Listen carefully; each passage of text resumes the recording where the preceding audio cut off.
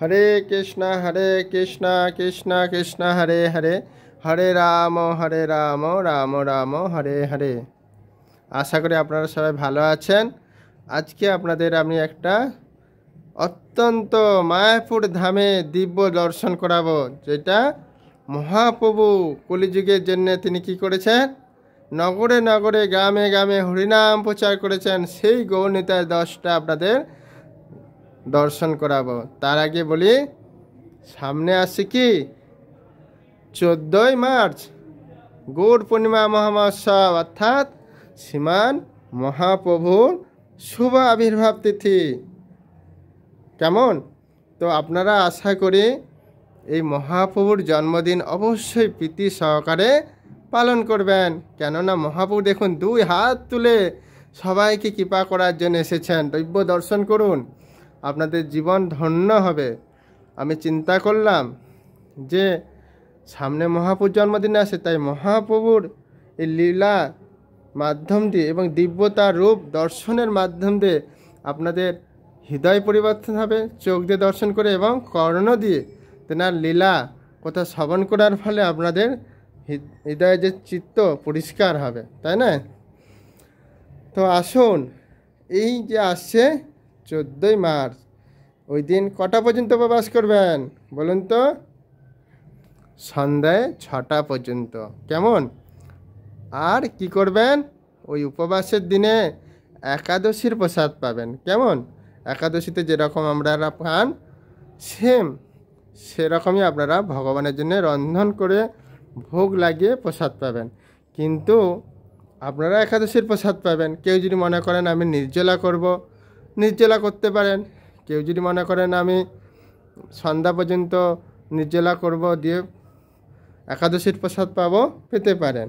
ঠিক আছে, কিন্তু সন্ধ্যে 6টার পরে ভগবানকে ওই দিন খুব সুন্দরভাবে কি করবেন, ভগবানকে স্নান করাবেন। কখন?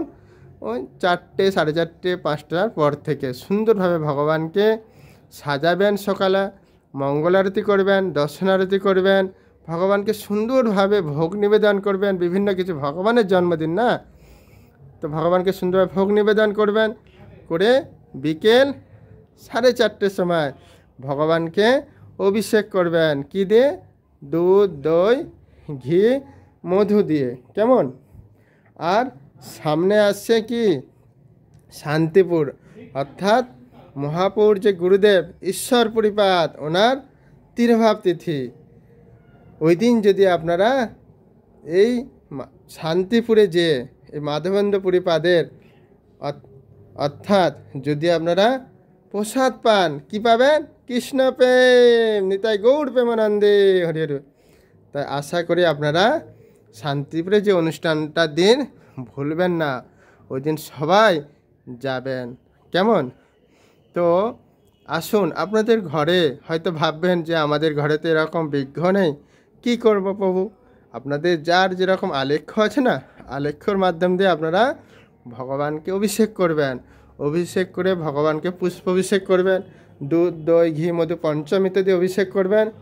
করে সেই চরণমৃত পান করবেন, আর ভগবানকে পুষ্প অভিষেক করবেন, আর করে তাকে বিভিন্ন রকম ভোগ নিবেদন করবেন।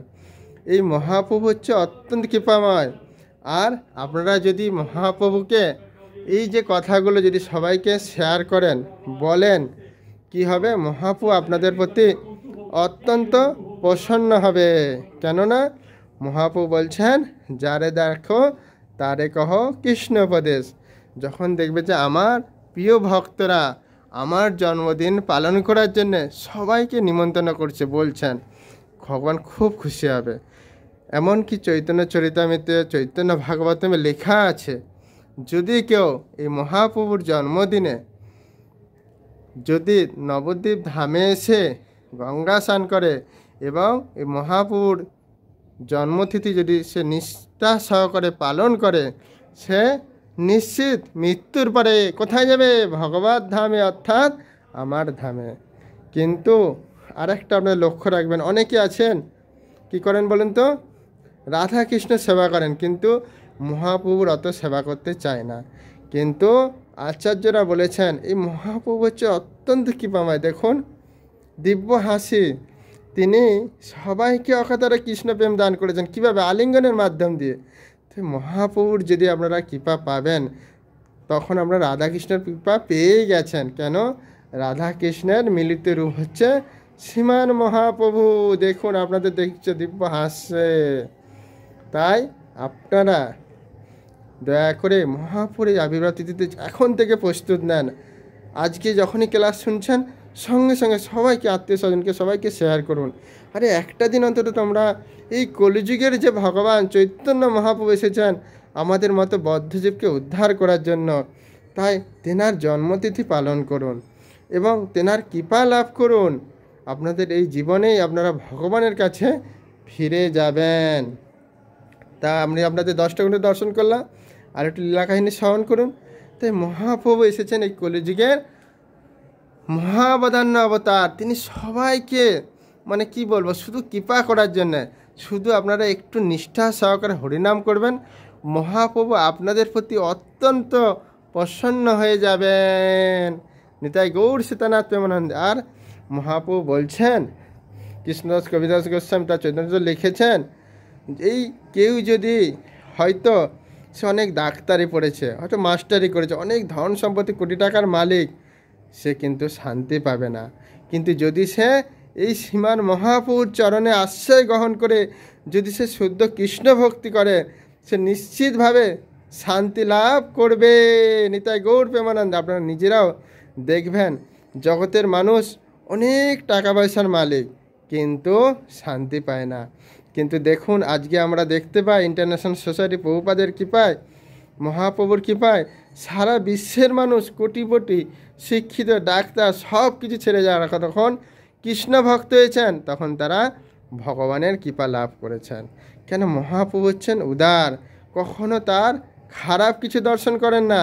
তিনি সবসময় ভক্তের ভালো গুণ দর্শন করেন।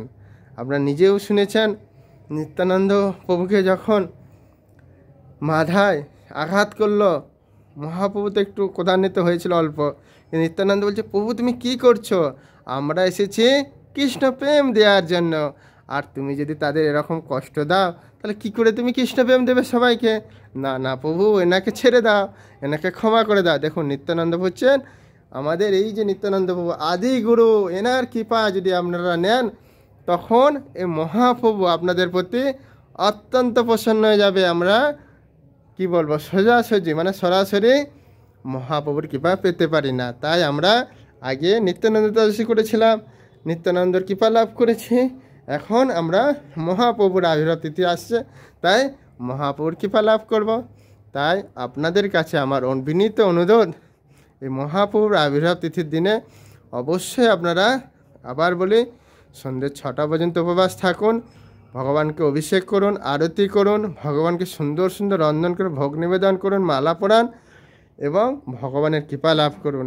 একটা জীবন আপনারা নিষ্কামভাবে এবার ভগবানের ভক্তি করুন।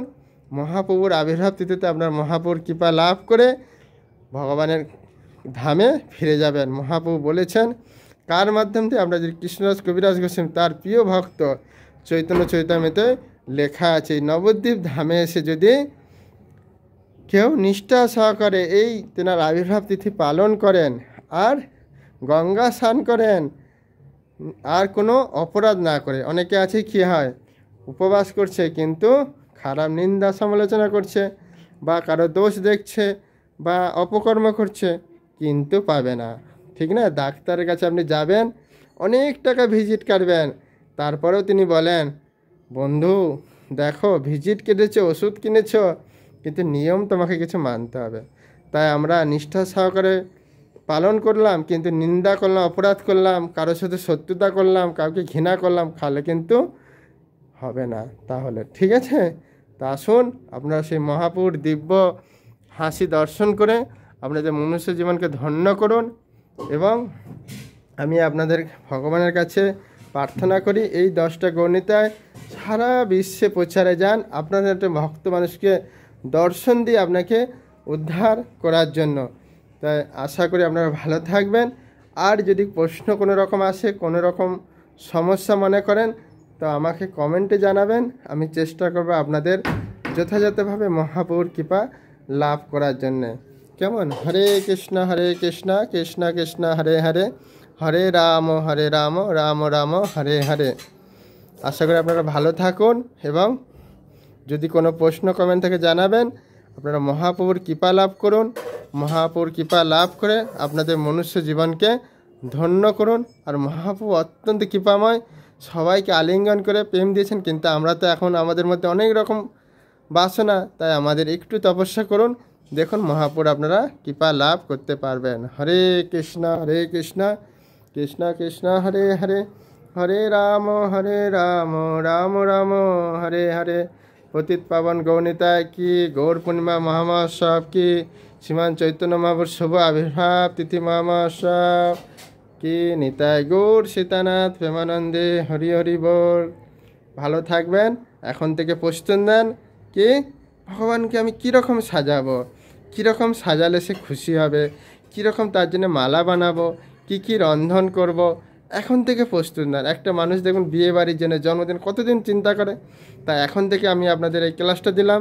এখন থেকে আপনারা সেই চিন্তা করবেন যে মহাপ্রভুর জন্য কীরকমভাবে তার কৃপা লাভ করে তাকে সন্তুষ্ট করবেন, বিশেষ করে হরিনামের মাধ্যম দিয়ে। হরে কৃষ্ণ কৃষ্ণ কৃষ্ণ হরে হরে, হরে রাম রাম রাম হরে হরে।